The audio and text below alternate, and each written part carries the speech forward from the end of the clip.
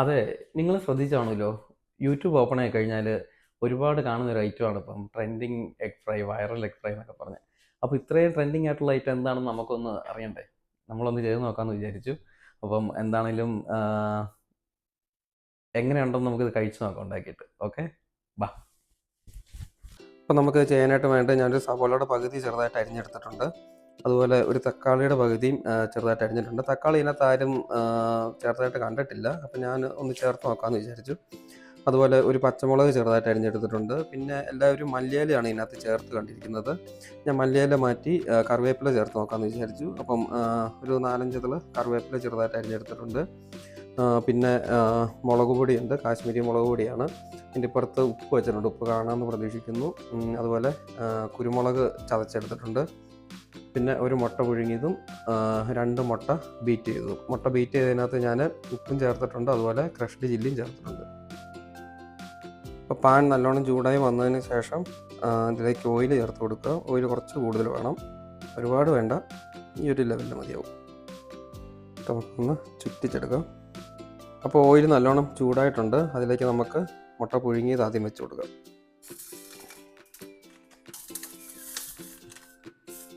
എന്നിട്ട് അതിന് ചുറ്റിന് നമുക്ക് മുട്ട പൊട്ടിച്ച് ഒഴിച്ച് കൊടുക്കാം.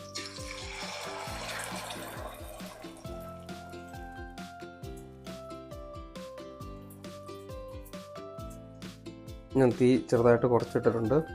ഇതിനകത്തോട്ട് നമുക്ക് സവോള ഇട്ട് കൊടുക്കാം. കുറച്ചുകൂടെ സവോള ആഡ് ചെയ്ത് കൊടുക്കാം. ഇനി കുറച്ച് തക്കാളി,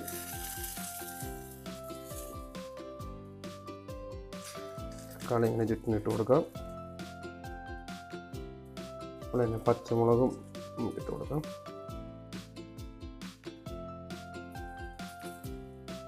കുറച്ച് കറിവേപ്പില. ഇനി ഇതിൻ്റെ പുറത്തേക്ക് നമുക്ക് കുറച്ച് മുളക് പൊടി ഇങ്ങനെ ഇട്ട് കൊടുക്കാം. അതുപോലെ തന്നെ കുറച്ച് കുരുമുളക് പൊടിയും കൂടെ നമുക്കിങ്ങനെ പറക്കി കൊടുക്കാം.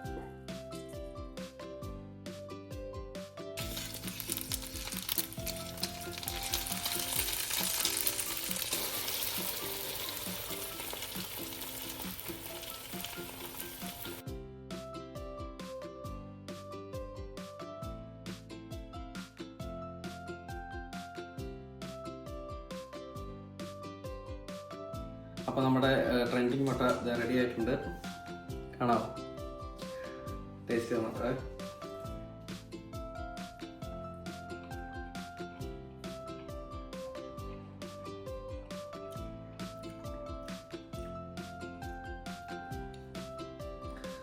മുട്ട പുഴുങ്ങിയതും കൂടെ വെച്ച് ചെയ്ത് നോക്കാം. നല്ല ചൂടാണ്.